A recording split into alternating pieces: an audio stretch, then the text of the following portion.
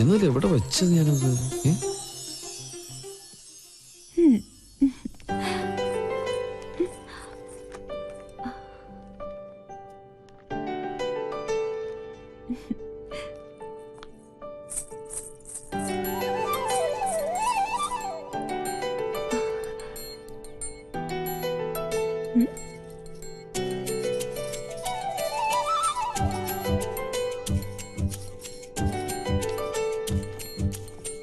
നീ എപ്പോ വന്നു? ഒരു ഫയൽ എവിടെ വെച്ചെന്ന് എനിക്കൊരു ഓർമ്മയില്ല. നീ ഇയാൾക്ക് എന്നെ ഒന്ന് നോക്കിയാലെന്താ? ഞാൻ നോക്കിയല്ലോ. ഇന്ന് ഓഫീസിൽ ഇൻസ്പെക്ഷൻ ഉള്ളതാ. ഒരു ഓഫീസർ ജാട കണ്ടാ തോന്നും ഇന്ത്യൻ നേവി മുഴുവൻ ഇയാളുടെ കൺട്രോളിലാണെന്ന്. പുറത്തിറങ്ങി വന്ന എന്നെ വേണം പറയാൻ.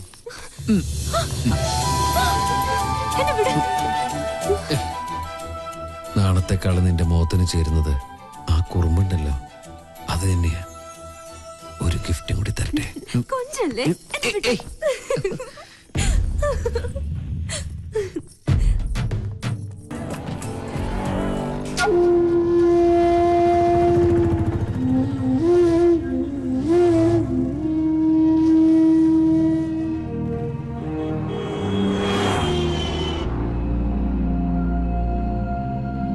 ജോത്സ്യന്റെ കുറിപ്പ് നേരിട്ട് കണ്ടാലേ നിനക്ക് മനസമാധാനാവുള്ളൂ എന്ന് എനിക്കറിയാം. 10 8 പൊരുത്ത. എത്ര കാത്തിരുന്ന അവൾക്ക് ഇങ്ങനെ ഒരു യോഗം ഒത്തുകിട്ടിയത്. നമ്മളെക്കാളും സന്തോഷത്തിലാണ് അവന്റെ വീട്ടുകാര്.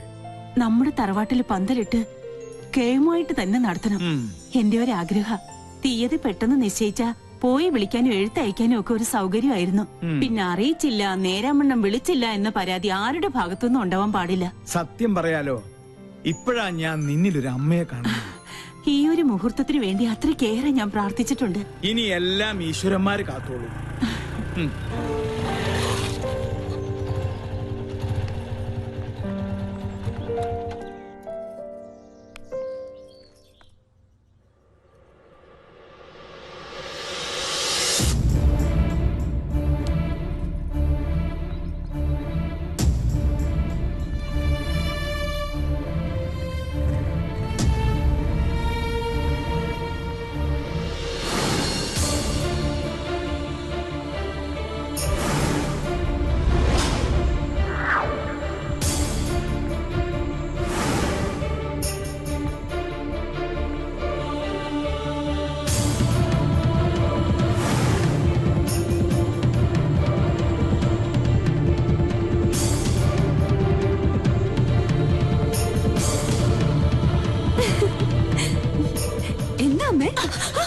അങ്ങനെ വിളിക്കരുതെന്നെ.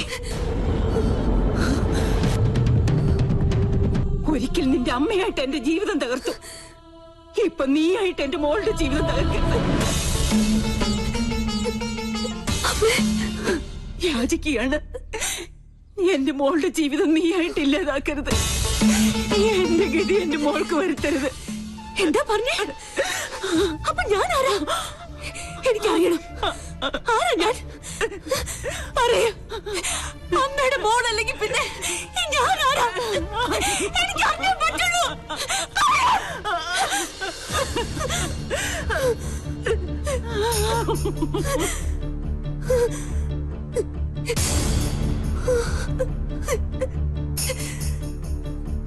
മോളെ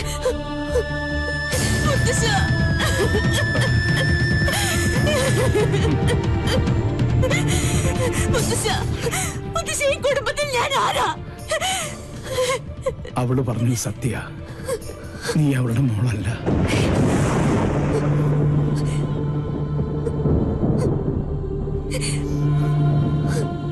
എന്നെങ്കിലും നീ അറിഞ്ഞിരിക്കേണ്ട ഒരു സത്യം മനഃപൂർവ്വം നിന്നിൽ നിന്നും മൂടി വെക്കുകയായിരുന്നു.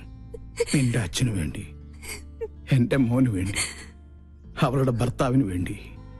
അന്ന് നിന്റെ അച്ഛൻ പൂനെയിലായിരുന്നു, രാജലക്ഷ്മി ഡൽഹിയിൽ.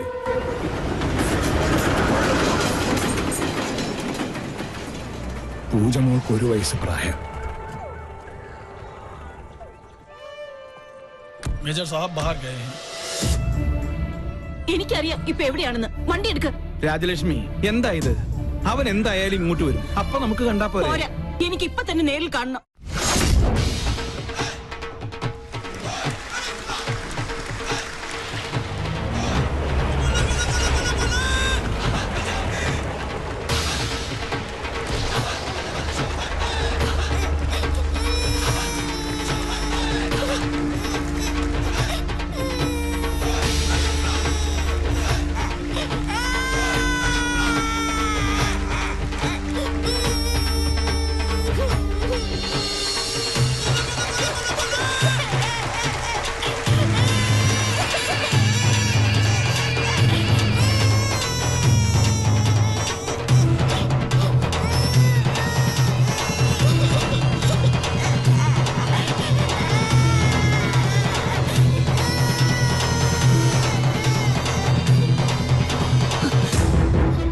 കാതുകൊണ്ട് പലതും കേട്ടു.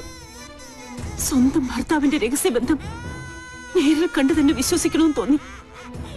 തൃപ്തിയായി.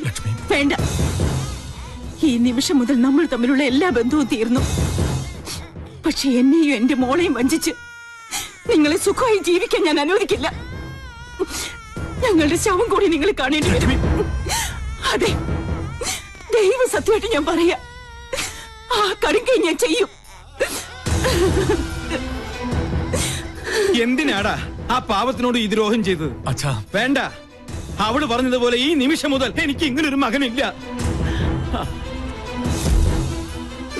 वो औरत तुम्हारी पत्नी है क्या? यूं तुम दोनों ने मिलकर उस बेचारी को धोखा दे दिया। क्या तुम पहले से ये बात जानती हो? बोलो, कहो। मैं जानती थी। उस औरत के आंसू एक बच्चे को भी श्रापित कर देगा। तुमने हमारे कुल का नाम मिट्टी में मिला दिया।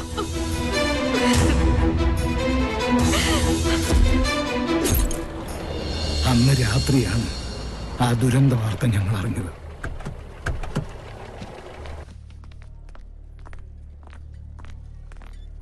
നിന്റെ അമ്മയുടെ ജഡമായിരുന്നു പിന്നീട് ഞങ്ങൾ കണ്ടത്. ചെയ്ത തെറ്റിന്റെ ശിക്ഷ ഇരുവരും സ്വയം ഏറ്റെടുത്തു.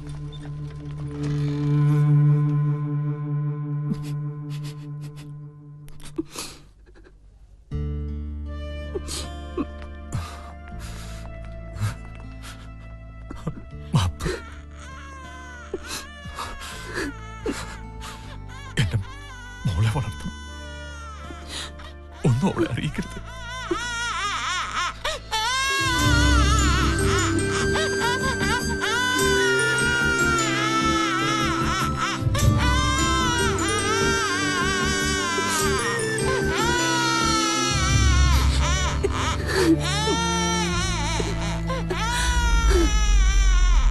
അന്ന് നെഞ്ചിലേറ്റിയതാ അവൾ നിന്നെ. പിറ്റേന്ന് നിന്റെ അച്ഛനും മരിച്ചു. സ്വന്തം മോളെ പോലെ ഒന്നും അറിയിക്കാതെ തന്നെ വളർത്തിയത്. ഒരു നിമിഷം അവള് വാവിട്ട് പറഞ്ഞുപോയി. അപ്പൊ ഈ വീട്ടില് ഞാൻ ആരുമല്ലേ? എന്താ നീ പറയണേ? നീ എത്ര വളർന്നാലും എന്റെ മോൻ അമ്മ ഏൽപ്പിച്ച ആ കൈക്കുഞ്ഞായിട്ട് നിന്നെ ഞങ്ങൾ കണ്ടിട്ടുള്ളൂ. അറിഞ്ഞു തന്നെയാ നിന്റെ എല്ലാ കുസൃതിത്തരങ്ങൾക്കും ഈ മുത്തച്ഛൻ കൂട്ടുനിന്നത്. സ്വന്തം മോളല്ല, എന്നിട്ടും എത്ര വാത്സല്യത്തിന് എന്നെ വളർത്തിയത്. അമ്മയെ എന്തുമാത്രം ഞാൻ വേദനിപ്പിച്ചിട്ടുണ്ട്. ഈ ഞാൻ കാരണമല്ലേ അമ്മയുടെ ജീവിതം പോലും ഇങ്ങനെയായത്? അല്ല, ഒരർത്ഥത്തിൽ പറഞ്ഞ രാജലക്ഷ്മിയുടെ ജീവിതം തകർത്തത് ഈ ഞാനാ. ആ രഹസ്യബന്ധത്തിൽ നിന്നും എന്റെ മോനകറ്റാൻ മനപ്പൊരുത്തം പോലും നോക്കാതെ മുറപ്പെണ്ണിനെ കൊണ്ട് ഞാൻ അവനെ കെട്ടിച്ചു. അവൾക്കൊന്നും അറിയില്ലായിരുന്നു. എന്റെ സ്വാർത്ഥതയ്ക്ക് വേണ്ടി ഞാൻ അവളെ ബലിയാടാക്കിയത്. ഈ മുത്തച്ഛന് ഒരു പ്രായശ്ചിത്തം ചെയ്യണം നിന്നിലൂടെ. അവൾ പൂജമോൾക്ക് വേണ്ടി ഒരുപാട് ആശിച്ചുപോയി. നാട്ടിൽ ചെന്ന് ഞാനും വാക്കുകൊടുത്തു, ഈ കല്യാണം തന്നെ നടക്കട്ടെ. സഞ്ജയനോട് വല്ല മോഹവും മനസ്സിൽ തോന്നിയിട്ടുണ്ടെങ്കിൽ എന്റെ മോൾ അത് മറക്കണം. ഈ മുത്തച്ഛന്റെ ഒരു അപേക്ഷയാണ്.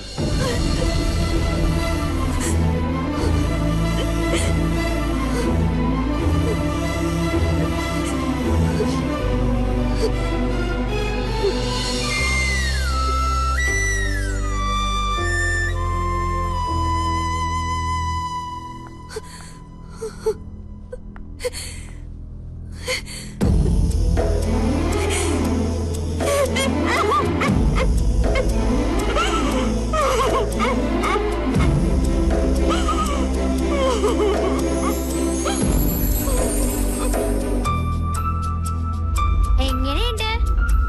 അയ്യേ, ഇപ്പൊ എങ്ങനെയുണ്ട്? അമ്മേ,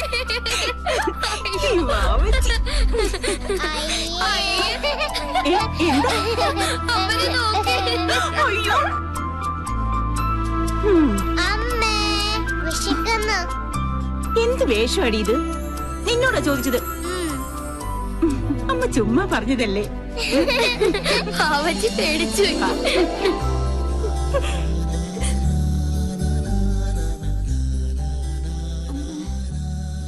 എന്താ മോളെ? മോൾ ഉറങ്ങിക്കോ.